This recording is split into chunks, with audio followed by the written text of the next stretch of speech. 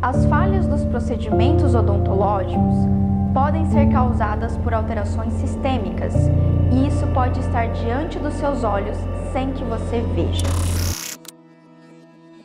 Olá, seja bem-vindo a essa Masterclass, onde eu vou te mostrar que as pequenas alterações sistêmicas dos seus pacientes podem estar comprometendo o sucesso dos seus tratamentos odontológicos. Pode ainda estar diminuindo a longevidade dos seus procedimentos e também pode estar deixando você mais exposto às mais variadas intercorrências clínicas, que não só podem expor os seus pacientes a risco de saúde, como podem ser o ponto de fragilidade judicial na sua profissão. Meu nome é Pamela Pérez e eu sou especializada no atendimento de pacientes com alterações sistêmicas. Eu vou te mostrar o método que eu tenho usado para blindar os meus planejamentos das mais diversas alterações sistêmicas que você pode imaginar, que podem não somente ser a causa de intercorrências sérias e potencial, mas que também podem atrapalhar os resultados clínicos do seu dia a dia. Eu vou focar principalmente naquelas alterações ocultas e subclínicas que podem passar despercebida mesmo aos olhos de um profissional experiente e que podem pôr à perda procedimentos cirúrgicos,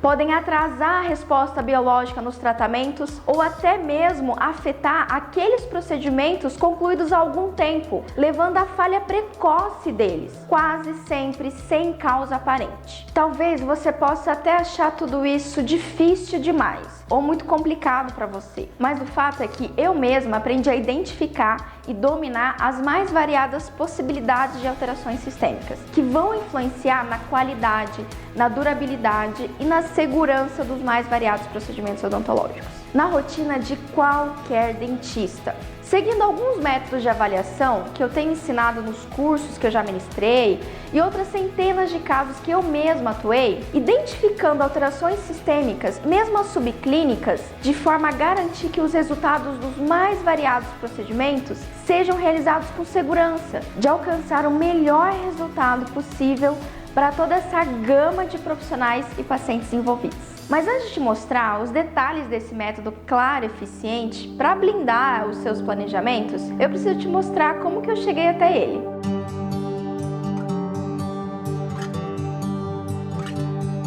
Eu nasci em Santa Cruz de Monte Castelo, uma cidade do interior do Paraná. Eu sou de uma família simples, os meus pais sempre trabalharam no campo. O meu pai trabalhava domando cavalo para os fazendeiros da região e com o tempo ele foi juntando um dinheiro. Depois que eu nasci, eles conquistaram um pequeno pedaço de terra no interior do Mato Grosso do Sul e a gente se mudou para lá. Eu não vou mentir, as coisas sempre foram difíceis pra gente, mas desde cedo a minha mãe se mostrou não só uma fonte de inspiração para mim, mas também foi a pessoa que sempre me fez acreditar nos meus sonhos e sempre me incentivou a estudar e a trabalhar de forma honesta. Eu me lembro que ainda quando era criança, já era forte em mim aquele sonho de me tornar dentista, porque os meus pais tinham um vizinho de fazenda que era um dentista muito bem sucedido e era uma pessoa maravilhosa. Ele foi meu primeiro contato com a odontologia. Por outro lado, estudar não era uma tarefa simples e se você sabe como funciona uma escola rural, talvez você entenda que a única forma de eu realizar esse sonho era me mudar para uma cidade maior, onde eu pudesse ter acesso, a uma qualidade de ensino boa o suficiente para eu conquistar uma vaga numa universidade pública.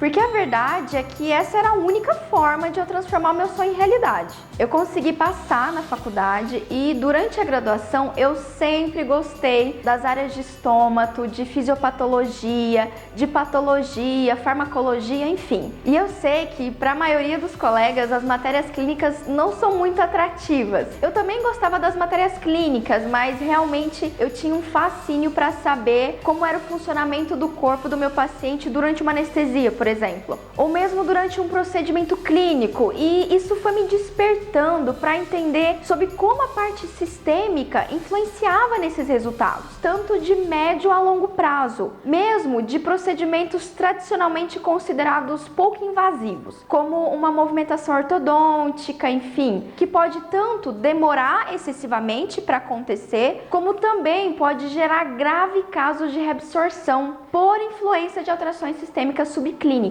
E logo que eu saí da faculdade, a minha trajetória foi a mesma que a maioria que sai sem grana ou sem pessoas próximas para ajudar. Eu fui para a clínica popular. É claro que na minha cabeça aquilo era um momento de aproveitar a oportunidade e fazer de tudo para conquistar espaço e quem sabe até montar meu próprio consultório um dia. Pois é, mas um dia uma intercorrência mudou tudo isso. Era um dia normal, como todos os outros, e eu recebi um paciente jovem e sem nenhuma anotação de qualquer alteração. Era um típico caso de exodontia de premolar para indicação ortodôntica. Então, por ser um paciente jovem, já está em tratamento na clínica, eu simplesmente fiz as perguntas básicas da anamnese e como ele não relatou nada que assim chamasse a minha atenção, eu prossegui com o procedimento. Quando eu finalizei, o paciente simplesmente apagou na minha frente e só não caiu no chão porque o amigo que estava com ele ajudou a segurar. É claro que eu já tinha estudado sobre síncope, sobre síndrome da hiperventilação e outras intercorrências parecidas, mas ver aquilo acontecendo na minha frente expôs o meu total despreparo para lidar com aquilo. Eu me lembro que logo que o paciente se recuperou, quem ficou mal fui eu.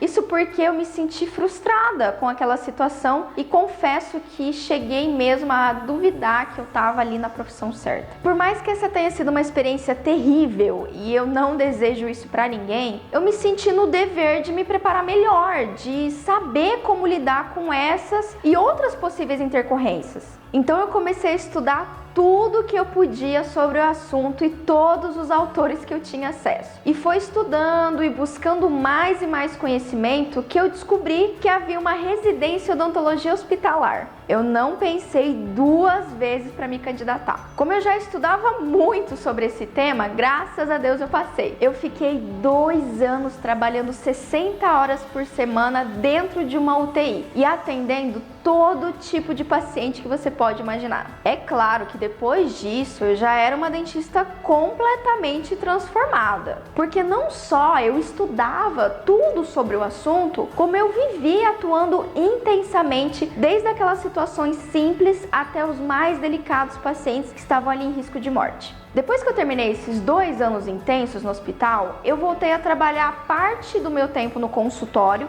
e parte em um hospital. Naturalmente, eu comecei a receber dezenas de indicações dos meus colegas que não queriam atender pacientes com alterações sistêmicas. Bom, sem falsa modéstia, é claro que eu dei muito bem nessa fase. Mas, por outro lado, muitas vezes eu estimulava os meus colegas a entenderem o que estava acontecendo e ajudava muitos deles a fazer aquilo que precisava ser feito com segurança. E sabe o que eu aprendi fazendo isso? Olha, a cada 10 pedidos de ajuda que eu recebia, 8 eram de situações clínicas que estavam travadas, ou então que a resposta biológica não estava indo bem e sem causa aparente. O que eu percebi é que apesar de muita gente morrer de medo de atender paciente descompensado, na prática clínica do dia a dia, mais de 80% dos casos onde o procedimento odontológico falha, seja total ou parcialmente, existe uma alteração sistêmica subclínica atuando silenciosamente contra o seu planejamento. Isso ficou bem claro para mim a partir de 2016, quando eu comecei a ministrar uma série de palestras a convite do CRO do meu estado. Como nas minhas aulas eu focava em fazer o meu aluno pensar nas dificuldades que ele iria enfrentar e correlacionar elas com possíveis alterações sistêmicas, o que aconteceu foi que eu despertei nesses colegas um poder de análise com potencial de elevar a qualidade e a longevidade dos planejamentos deles. E aqui nessa série de aulas eu vou me aprofundar nesse assunto com você. Mas antes disso, eu preciso reforçar aqueles que são os erros mais comuns que pegam de surpresa os dentistas menos preparados nesse campo,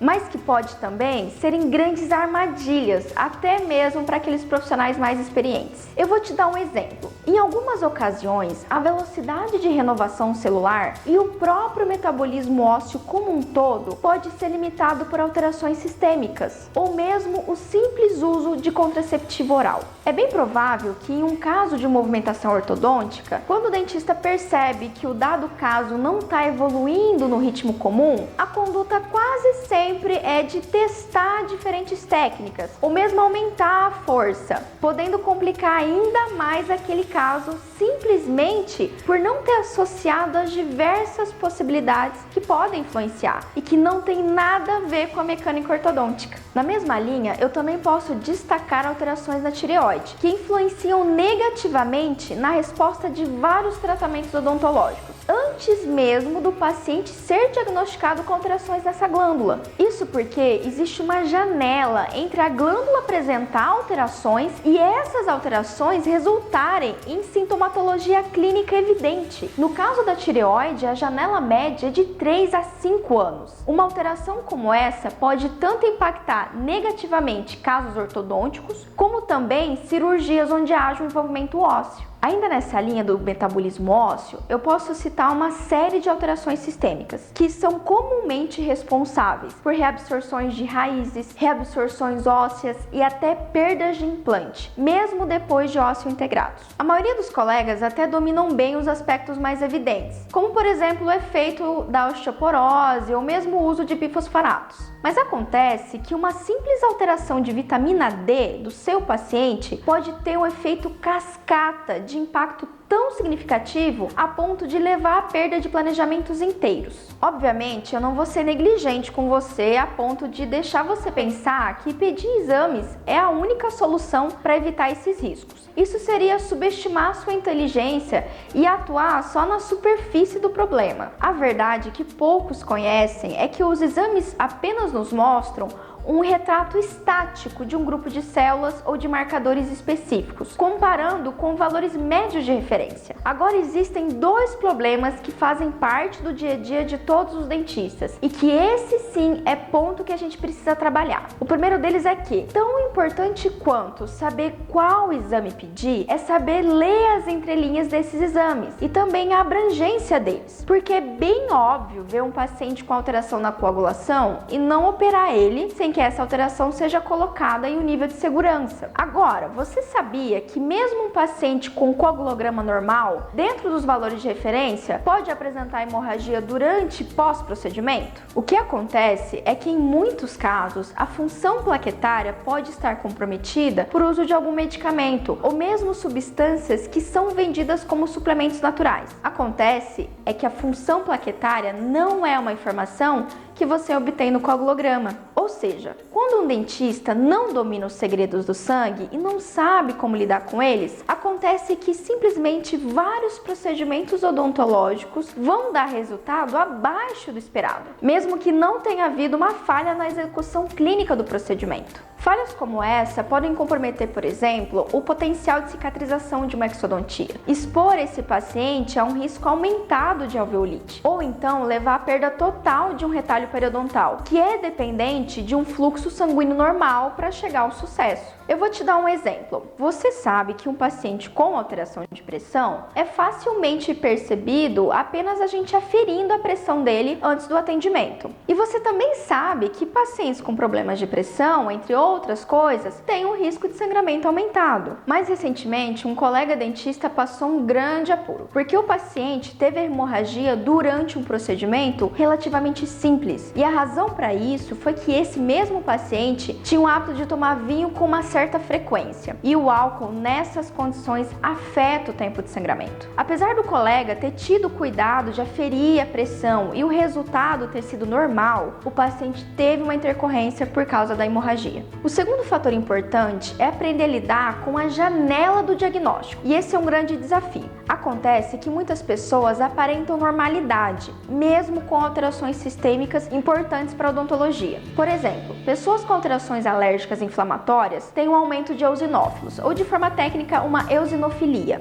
Acontece que a causa pode ter origem respiratória, por causa de poeira, por exemplo. Esses pacientes precisam de atenção redobrada, porque essa eosinofilia pode predispor a reações alérgicas aos anestésicos, por exemplo, ou outros medicamentos que são indicados indicados na odontologia, mesmo aqueles de uso tópico. Muitos dentistas acreditam que a reação alérgica é quase uma loteria, mas a verdade é que pacientes que já chegam ao consultório com alguns sinais clínicos e que, se não forem percebidos, podem não só aumentar o risco de uma complicação séria, como também causar reações indesejadas que vão comprometer o próprio procedimento em si. E esses são apenas alguns dos casos que eu aprendi ao longo de anos ajudando colegas, porque eu vivi tanto essa realidade de lidar com problemas durante e após a minha residência que eu percebi essas relações, assim como eu percebi que elas podem comprometer, tanto em menor ou maior grau, 28 em cada 100 pacientes que você atende. E a minha pergunta é: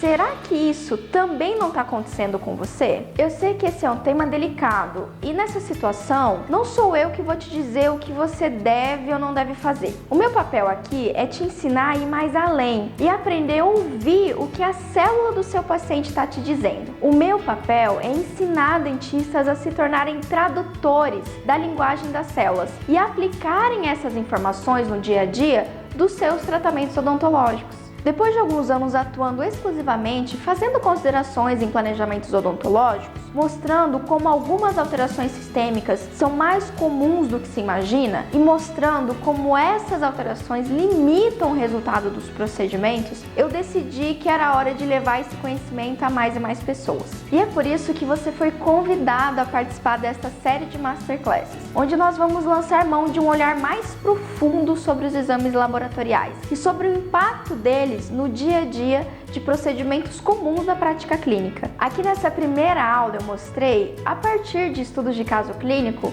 que muitos dentistas não só podem ter intercorrências, mas também podem vivenciar atraso nos planejamentos e até perda totais de alguns procedimentos somente por influência de alterações sistêmicas subclínicas dos pacientes. E na minha opinião, é mandatório que o dentista reconheça a importância desse conhecimento, porque, afinal de contas, a gente está falando no dever moral e ético de blindar os nossos planejamentos odontológicos. E se, por qualquer motivo, você ainda não domina esse conhecimento com o grau de excelência necessário, eu só quero reforçar que a culpa não é sua. Eu sei disso porque a grande maioria de nós só teve acesso aos indicadores básicos dos exames laboratoriais. E até mesmo fomos induzidos que tudo que a gente precisava era verificar ali o número que estava dentro da faixa de normalidade. Eu não considero isso como uma falha de formação, mas sim como um avanço do conhecimento biológico na odontologia, que faz parte da própria evolução das possibilidades de tratamento. Agora você já deve estar bem consciente da importância desse tema e eu te convido a assistir a minha próxima aula, que já tem data para ser liberada, onde eu vou me aprofundar nos aspectos mais relevantes das alterações sistêmicas de interesse odontológico. Se você gostou dessa aula, desce a tela aqui para baixo e deixa uma mensagem para mim e compartilha essa aula com seus amigos. A gente se vê na próxima aula então.